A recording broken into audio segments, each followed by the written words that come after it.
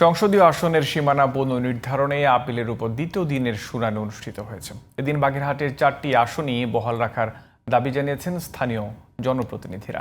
যদিও ইসির সীমানা নিষ্পত্তি সংক্রান্ত শুনানি একতরফা হচ্ছে বলে অভিযোগ করেছে এনসিপি।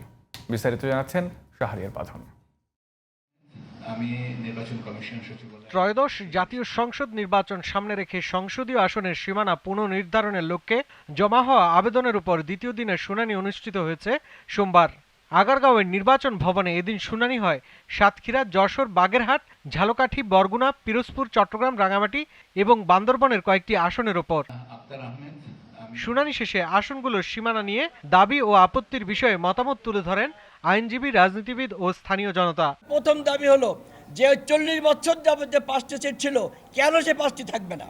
জাতীয়ভাবে অনেক আসন আছে, অযৌক্তিকভাবে সেখানে আসন বাড়ানো হয়েছে। যেহেতু নির্বাচন কমিশন সাতক্ষীরাতে কোনো সিট বাড়াচ্ছেন না বা কমাচ্ছেন না, সেহেতু পূর্বের যে আসন ছিল সেটির পক্ষে। পূর্বের যে 5টা আসন ছিল, আমাদের আশাশুনি একক আসন ছিল, সেটা পুনর্বহাল। বাগেরহাটের 4টি আসনই বহাল রাখার দাবি জানিয়েছেন বিএনপি, জামায়াত এবং এনসিপির নেতারা।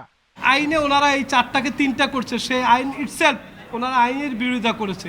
এখনো পর্যন্ত নির্বাচন কমিশন ওই এলাকার মানুষের সাথে কোনো ধরনের শুনানি না করে একটি খসড়া সিদ্ধান্ত নিয়েছে। গণশুনানি করতেই হবে। আমরা এই তীব্র বিরোধিতা জানাচ্ছি এবং এটা বাতিল করে আগের মতো জায়গায় রাখবে। আন্দোলন করবে, আশা রাখি যে ওনারা এটা বুঝতে পেরেছে, না হলে সকলেই আন্দোলনে ঝাঁপিয়ে পড়বে। তবে নির্বাচন কমিশনের শুনানিতে এনসিপিকে মতামতের সুযোগ থেকে বঞ্চিত করা হচ্ছে বলে অভিযোগ করেছেন দলটির যুগ্ম মুখ্য সংগঠক মোল্লা রহমতুল্লাহ। নির্বাচন কমিশনের এক বাহ্যিক যে আচরণ, আমাদেরকে সুযোগ না দেওয়ার যে প্রবণতা, আমার মনে হচ্ছে এটাকে নির্বাচন কমিশনের সেই গ্রহণযোগ্যতা আসলে নষ্ট হচ্ছে।